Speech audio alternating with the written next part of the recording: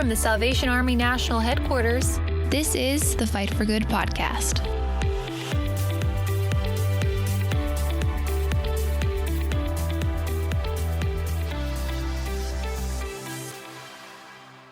Well, hi, everybody, and welcome to another episode of the Fight for Good podcast. I'm your host, Lieutenant Colonel Tim Foley.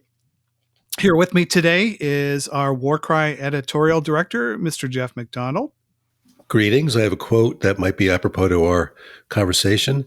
This is from the Army Songbook. Save from all sin as our war cry and song. The Salvation Army is marching along. Well, that sounds fantastic. You know, I might have just opened with a question about football or something. You may not know where we were going to go with this conversation, but hey, you're sending us down the right road. So thank you very much. Hope you're doing well. Thank you. Also with us is our wonderful producer, Elizabeth. Happy holidays. Merry Christmas. Hello. We are broadcasting remote once again. I am back in my basement. Jeff, did you know that? Wonderful. I hope you're finding it productive. I am finding it very, very challenging for me to focus. It's I'm surrounded by too many books and too many little projects, and I'm thinking, I got to stay focused.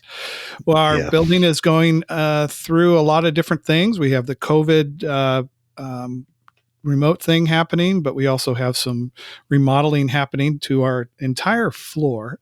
So by the middle of January, after this podcast has already hit the air, hopefully we'll all be back in our offices with bright smiling faces on, and we can keep moving on, but we never know. But Jeff, thank you for all that you're doing. And we are today talking in particular about some specifics that our readers will find in the January issue, not the overall January issue, but in general, the history side of the War Cry. And there is a kind of unassuming member of our staff who just kind of works quietly in the background. But we know that sometimes he likes to dress up in elaborate hats and costumes and things in our team meetings. But with us today is our staff member, our assistant to the editor-in-chief, Major Jason Swain. Major, welcome aboard, sir. Happy New Year, everybody. Glad to be with you today. What hat are you wearing today? I have just a baseball hat on because I'm having a bad hair day. Well, Major Swain does a lot of stuff for us. He's kind of our utility guy, kind of go-to on a lot of research and some of the underbelly things that help keep our department flowing in a lot of different ways, and we are grateful for that. But one of the things I think, Jeff, you and I have grown to appreciate working with Major Swain the last couple of years is his great love, affection, and knowledge of history, world history, specifically American Revolution and Civil War history, but also the history of the Salvation Army. So you and I kind of turned to him a lot for some of this. Yeah, it's amazing. We've learned a lot from Major Swain, and the history is such a deep subject, but in particular, Army history there is very rich. So it's great that he contributes our Highlights in History column in the War Cry on historical happenings. Well, Major Swain, we gave you an interesting task. Our readers, our listeners will come to know in the January issue that we're celebrating 140 years of the production of the War Cry, the United States War Cry. When we gave you a task to kind of work with archives and dig a little deep in the files on coming up with some cover concepts and timelines and stuff. What were some of the interesting things you discovered when you started doing a little more research on this topic? The funny thing is that you can pick any history book about the Salvation Army up, and when you open it up and you get to the index and you look up the War Cry, other than the beginnings, the very beginnings, when the War Cry is mentioned, the phrase before it is usually in the War Cry, or this was covered in the War Cry, it's not about the War Cry itself. It's usually about something that happened that was reported in the War Cry. So digging up these little tidbits of when cover art changed, or when that changed, or when the format changed, was a little difficult. You had to kind of really read between the lines. But that was the most fascinating thing, was that it was very difficult to find these little tidbits. But we did find them, and that's what's in the article. Oftentimes we get questions about why do we continue to call our magazine the War Cry. Can you give our listeners any kind of insight of where the title War Cry came from and why it's continued on for so many years? So in the early days, of course, the Salvation Army was the Christian Mission. That was its first name. And then we switched to the Salvation Army. And you could almost, by date, fix things like when did uniforms come in, and when did this come in, and when did that come in. The Christian Mission magazine was called the Christian Mission Magazine. That's all it was. And the founder, William Booth, had to change the name. He didn't know what to call it. So they came up with a title called the War Cry. And what is the War Cry? And he says the War Cry is our victory. Victory over sin, victory over poverty, victory over Satan. The War Cry is victory.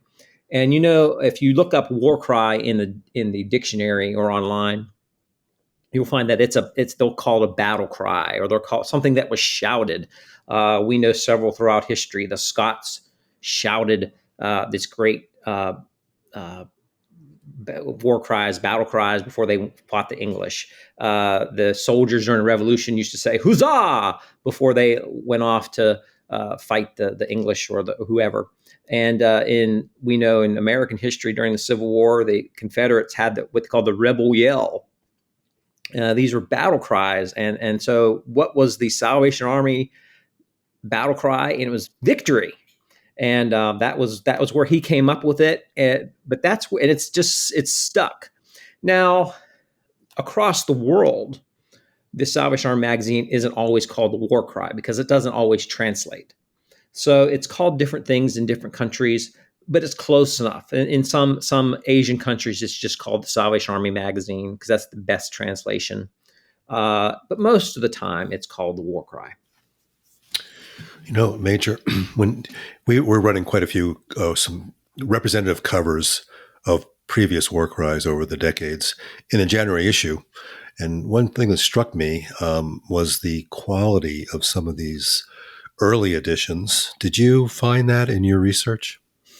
Yeah, the early ones. Now, we don't have in archives the first one. I wish we did, but the very first War Cry was published in St. Louis.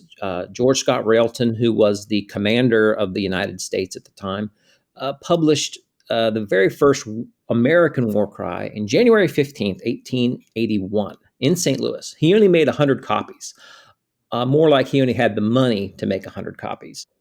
I kind of wish time machines were a thing and I could go back to St. Louis in January of 15th and pick one up, tuck it in my coat pocket and bring it back. We do have some 1881 War Cries. They're very fragile, but we do have a few from June and July of 1881. And from then on, we have them. That's the really neat thing about our National Archives. We have pretty much every War Cry ever printed from about June or so, 1881 through today. Yeah, it's interesting. The Army, makes it a point to use technology well.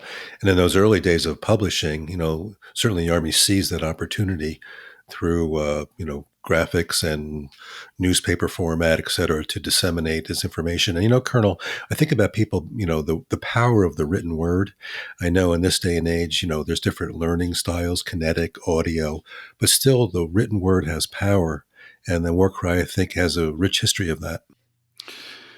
We really do. And I was thinking, as Major Swain was talking about, the archives, it's very interesting because Susan Mitchum, make sure that we always give her a couple of issues of each War Cry and Peer Magazine and Crest Books and Word and Deed. And she has all of at least our literary tradition, that continues to go forward.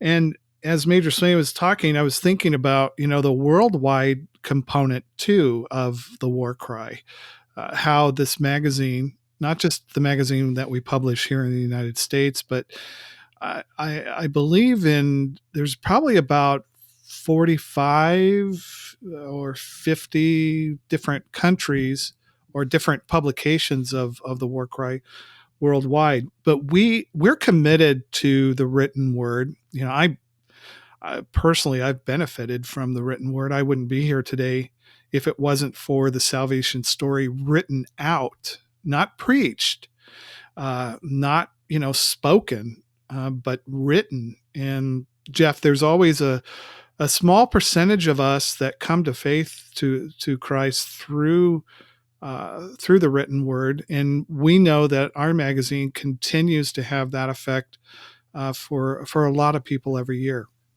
Well, that makes such sense because God himself is called the Word made flesh. So the Word certainly has power, but I digress. Well, the Logos, the living word. And we believe each issue of the War Cry that we put out has a relevancy and has a need for to speak into certain things in culture, and we're committed to the theology of the Salvation Army. We're committed to the practical side of the Salvation Army. Major Swain, I was interested to know. We've talked offline a couple of times on some of the things that you discovered in your research. There are some very unique things that we won't probably go down those roads today. But I was just wondering, you continue to do research and you continue to study history, and you're kind of just a walking encyclopedia, and I love picking your brain. But I was wondering, on this particular project, was there anything that really kind of struck you as unique about the ministry of the War Cry, in particular our magazine in the United States? The format changes throughout the years, as it would, as an evolving, living, breathing document, if you want to use that term. If you pick up the January issue and you're looking through it, and then you would pick up, let's say, January 1901, it's a very different magazine, very different newspaper, not just the paper itself, but just what was in it. And it was fascinating. The early days, they were like newspapers, what we consider newspapers today. 4 or 5 columns, all written out, all pretty much news about the Army, news about things going on. Of course, there were also uplifting articles, articles about living your life in a Christian fashion, all with an Army twist, all with an Army bent, as they all would be. And then it changes. The first couple issues were only 4 pages, and then they become 8 pages, and on and on. And then they change a little differently, where in about 1901 or so, the covers changed. They went from looking like a modern newspaper with just a headline and all these articles of text, to the headline, the War Cry, and then a picture. It could be anything. And then a little bit later on, we actually get the pictures become photographs, and then the photographs become, the paper changes again. They go from being paper to more of that slick paper that we consider a magazine, and then we have digital photographs, and artwork, so that the magazine continues to change and morph. And be kind of more in line to the modern world. And I'm using that term very loosely because the early ones were, of course, newspaper-like. That's how most people got their information. Newspapers were huge. I mean, there were thousands of them across the country, and not many of them survive. If you look today, of the original 19th century magazines, a lot of them are gone. There's a few that are still around, though. If you read the article in the War Cry here in January, you saw that the Harper's Magazine and Scientific American are old magazines that are still around. You could still read. They beat the Army by about 30 years or so, 30, 40 years. But they're still around. You can still buy them. They haven't totally gone digital yet, but like a lot of those magazines that we know today, Vogue, which is from the 1890s, Cosmopolitan, again, from the 1890s, Time, Time magazine, which doesn't exist anymore, except in an online way. I grew up, Time was the big magazine when I was a kid. It's gone now, except on a digital format. Newsweek, all those have faded, and yet the Salvation Army continues month after month to publish its magazine, and we've added, of course, an online component, which helps our readership. I suspect that one of the reasons for the utility of the printed version is the diversity of audiences that the War Cry is addressed to. Did you find that in your research? Oh, yeah. I mean, it's amazing some of the stories about how a singular copy of the War Cry found its way into different places, and how it was used and how people use it today is different as well. Some people still go out and give it out, and some people kind of have it out and about. I always used to carry a couple copies of the most recent copy in my car. And then if I went into a doctor's office, dentist office, I would always somehow slip it on the table. You have all those magazines and people are always looking at them. And I always would slip one in there, hoping that, someone would pick it up and go, oh. And so that was my own little contribution to getting the word out. Well, I personally have used the magazine as an evangelistic tool over the years. Even when I was a cadet, we sold them every Friday. Every Friday afternoon, I'd either do a bar or tavern route in San Pedro, California. At the time, it was a bustling little Navy port, and had I met a lot of interesting sailors in the bars there, or stand outside of a post office. But over the years, I've used the magazine to use it as a kind of a touch point, opening up. And Jeff, you'll recall a couple months ago, we have one of our we have an ambassador. He's a truck driver. He's based out of I think Illinois or Iowa. I can't remember exactly, but as he goes all over, he asked if we could send him like 20 copies of the magazine every month, and because he gives them out, and he's led people to Christ through that ministry. Major Swain, I was just curious, help our listeners understand what interests you in history overall. That's kind of a hard one. I've always loved history. I've loved reading it. I loved experiencing it. I think part of it is when I was a kid, on our family vacations, Dad always stopped at those interesting places. A historic fort or a historic village or a home.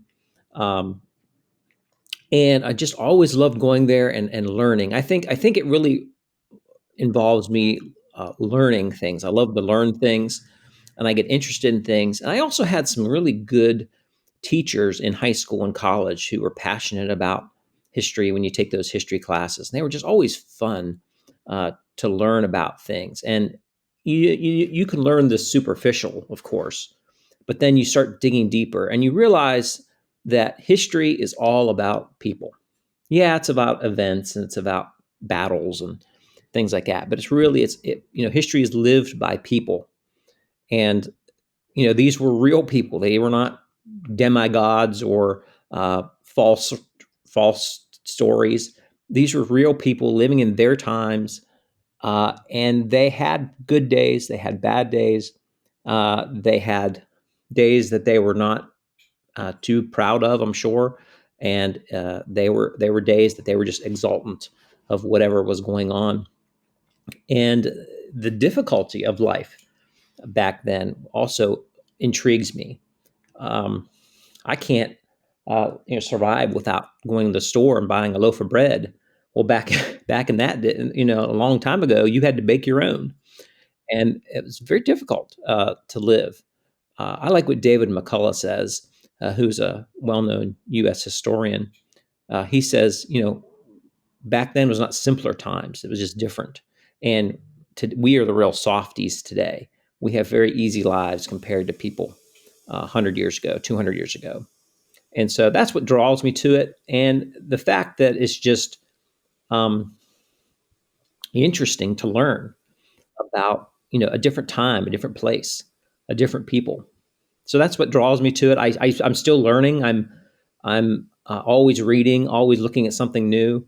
So I'm still always trying to find, another period to study. But I've kind of stuck with U.S. history from founding to about the Civil War. Well, I mean, when you think about history as people, are there any people in the Army in particular, or with the war cry in particular, that you kind of look up to or are interested in? Oh, so many. I probably couldn't name them all, but I'll give you a few. George Scott Railton was a fascinating individual. As a teenager, he was a fervent Christian, and he basically went to Morocco and decided on his own that he was going to win the country for Jesus on his own. He had no money. He basically got on a ship and went to Morocco and decided that was what he was going to do. He didn't last very long. He got in trouble and had to get basically sent home by the diplomatic corps. But along the way, he met the Salvation Army, and the rest of his life, he was pretty fervent for the Army in what he did. And he was, of course, the first commissioner of the Salvation Army. He's commissioned to come to the United States. And he did some crazy things in those early days, such as I mentioned the War Cry was published in St. Louis. Well, at the time, the Army was only in Philadelphia, New York. And he just had this Western view of the country and said, "I'm going to St. Louis." And he didn't take anybody with him. He just got on a train and went to St. Louis. And so much so that about 10 years after he left, when the Army came back to St. Louis, people had never heard of the Salvation Army. They didn't even remember that he was there, but he was for about half a year. I love George and Minnie Carpenter. George Carpenter was, of course, our fourth general, was the general during the World War II years. And his wife was a well-known author in the Salvation Army. She wrote many biographies, many articles. Her entire Salvation Army officership was basically in the literary department. She wrote articles. She worked for the Australian War Cry. When they were here in London, she basically wrote books about Salvation Army pioneers. You could still read those today, and they're very well done. And then General Carpenter was, of course, a well-known literary person as well. He's one of my favorite. Him and her are both my favorites. And there's all kind of other characters in those early days that you can read about and study about. Those are just a couple of my favorites. Yeah, we should give a nod to some of those great literary figures like General Albert Osborne, Henry Garapi, Arnold Brown, General Coots, all these people who contributed articles to the War Cry. And today, we do share material internationally. So Colonel Foley, your materials probably has appeared in India and Pakistan. We do have that kind of give and take sometimes with other international cohorts in the editorial world. Yeah, well, I remember when I was contributing back in the days when Colonel Garapi was the editor. And some of the articles I wrote then, they would send me copies of them because they'd been translated in Hindi and some other languages. That was always kind of exciting. But the international flavor of the Salvation Army is very strong. And we are one of the few denominations that has the same set of doctrines and united in purpose and mission, even though we're all in these distinct countries and cultures. Major, you're working on a few other things. The highlights in history. We've talked about having you line out things for the rest of the year. What are some of the things on your drawing board right now that you're looking at, researching, and writing on? We're going to do a few different things. One of the things we're going to do is a little bit more biography of those early pioneers. Some of the ones that aren't as famous, there's a lot of biographies about William and Catherine Booth and their children, but we sometimes forget about those other people, such like Railton. One of the ones that's going to be coming up real soon is a little piece about Commissioner T. Henry Howard, who's one of my personal favorite heroes. He was a pioneer officer, worked along with the Booths. He was the principal of the International Training College in London. And then when Bramwell Booth became general, he asked Commissioner Howard to be the second chief of the staff. Big shoes to fill, as Bramwell had been chief of the staff from 1878, 79 until 1912. And he was the chief of staff until he retired. He wrote several good books. Most of them are holiness-based books. So we're going to look at Commissioner Howard. We're going to look at, along those lines, aspects of the Salvation Army, such as why do we wear uniforms, like that kind of thing. Symbology of the Salvation Army, because there's an interest in that. People want to know why. Why do we do this? Why do we do that? And then we're going to look at events. This year, we're going to look at the 1920s a little bit, and we're going to look at the beginning of disaster work. We're going to look at the Galveston hurricane, which didn't have a name back then, just the Galveston hurricane, and the San Francisco earthquake. I'm going to highlight that this year as well. So just a few things over the next year that are going to be interesting to look at. We did a couple of biographies last year, and those seem to garner a lot of interest. Well, fast forwarding from the 140 years to today, you think of the magazine, the outreach. We have different audiences we attempt to address, not just the Salvation Army audience, but also an external audience. We try to put in general interest articles, and I know Colonel Foley has made strides to update our content, including a focus on millennials. And there is a certain interaction between the Army and the culture, and the Army has a voice to speak into this culture today. Just wondering, Major Swain, what your thoughts are on that. Well, we're always trying to do that. If you go back to the early days, again, as I said, they were kind of a newspaper format, a written word format. Pictures become a little bit more prevalent. Graphics become very important after World War II, especially was when it really changed. And then, of course, the frequency of the War Cry changes too. It went from weekly to bi-weekly to monthly. That took a long time to get to, but there's just no way, I don't think, we could do the quality of magazine that we do now on a weekly basis. It would just be impossible. We'd have to have triple the staff, and it wouldn't be as good of a magazine. Even by monthly or bi-weekly would be very difficult. Yeah, I guess the definition of the publication has changed in response to our media world. What role does it serve? It's certainly not the one source of news for the Salvation Army as it used to be in the past, but it takes on a different character now. Yeah, if you read those early days, there's a lot of Salvation Army news. This happened here, this happened there. You could read the War Cry and not have any idea what was going on in the Army in general.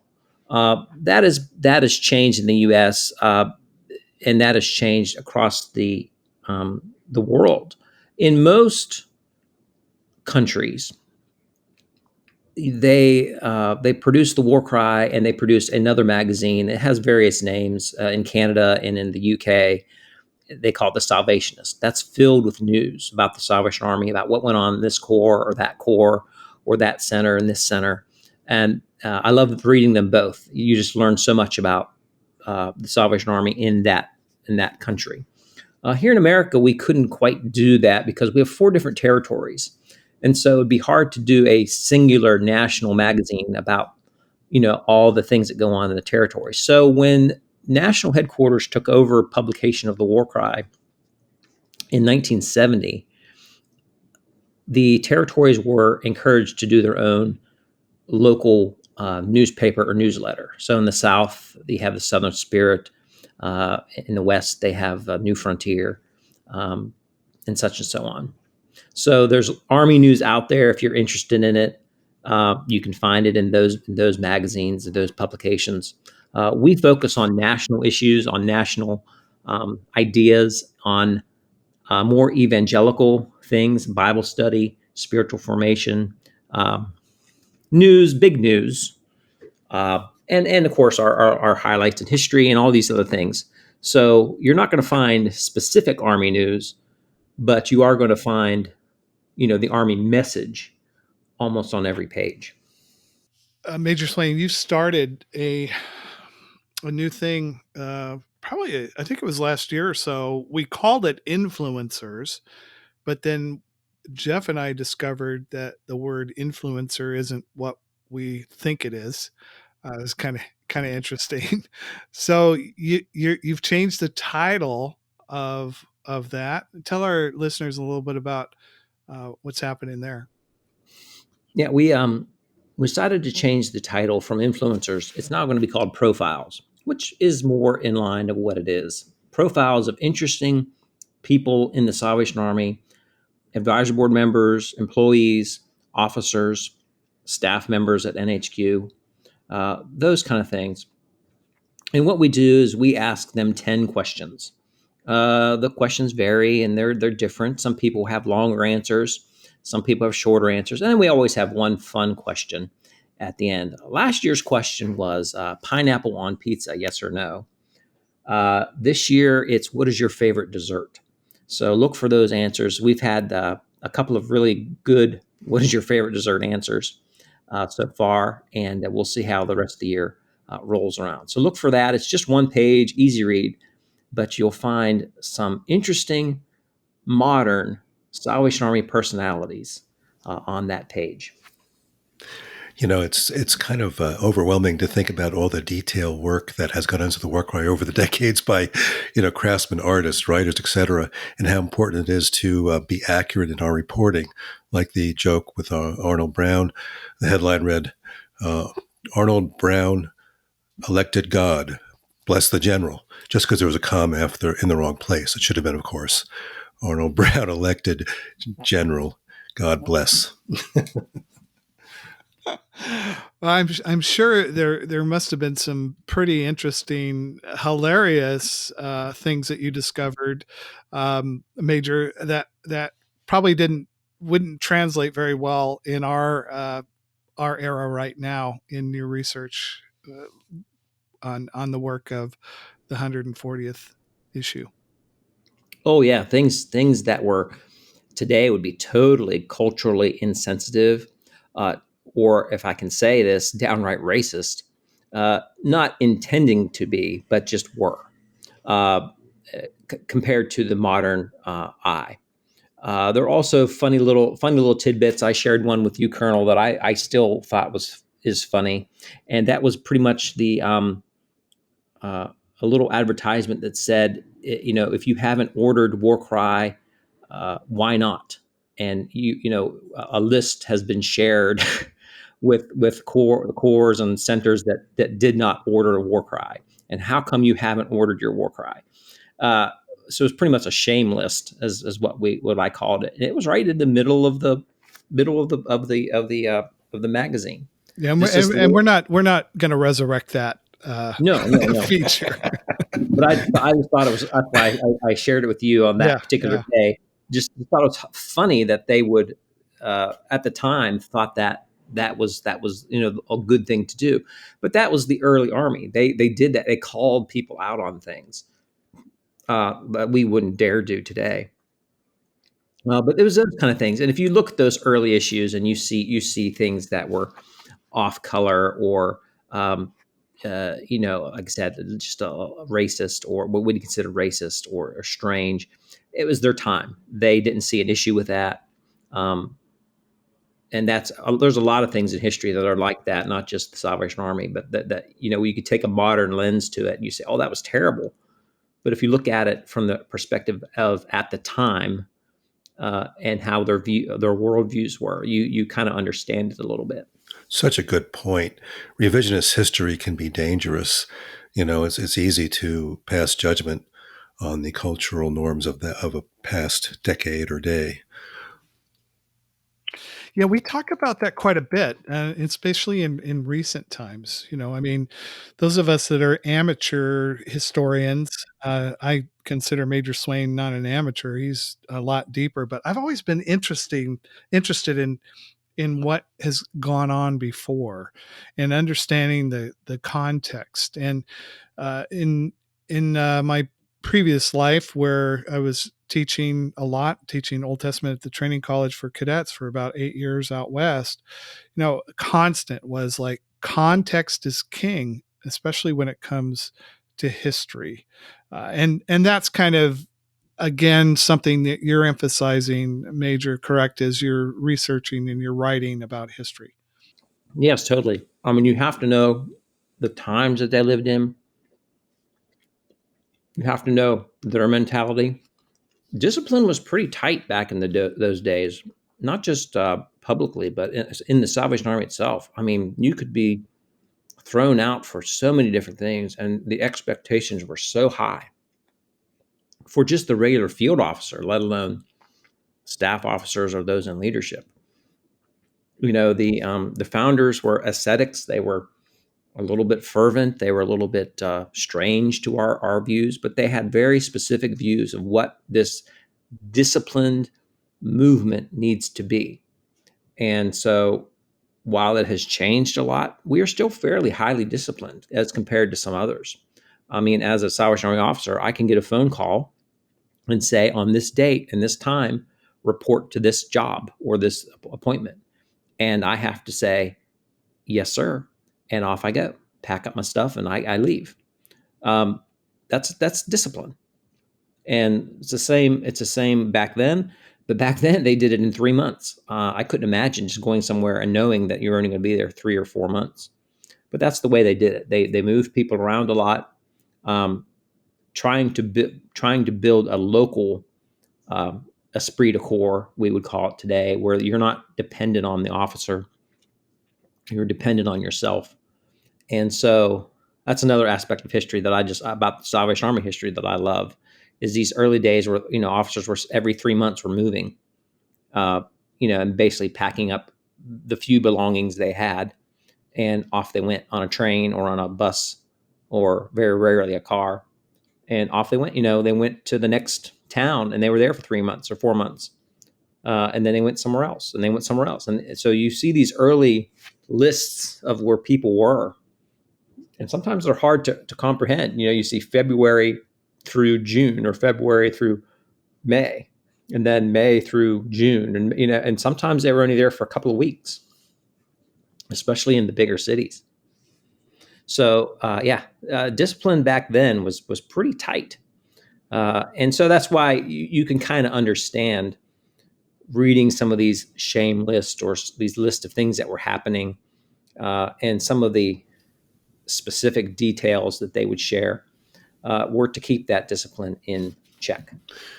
Yeah, wasn't it Newton who said, "I can see so far because I stand on the shoulders of giants"? It's kind of that same tradition, I think, that the Army hands down. I remember hearing about an editor of the War Cry before he became the editor, I think by the name of Rustad. He was dropped off by bus into Washington, D.C. and told to start a corps.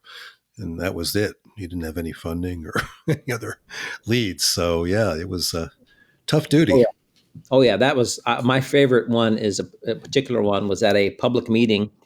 A divisional commander called up a lieutenant freshly minted lieutenant, and said, "Lieutenant, I'm sending you to the next town over to start the Salvation Army. Here's your flag." And he presented him a flag. And then the lieutenant said, kind of under his breath, "Well, what's my funding, sir?" And the divisional commander said, "Well, I gave you a flag." And that was it. Yeah. And so when that happens today, and it does still happen, happened a few years ago at the commissioning in the South, the territorial commander commissioned a lieutenant to a new corps, new opening, and he presented him a flag. And all I could think of was sitting there was, "Well, I gave you a flag." I mean, that's all I could think about.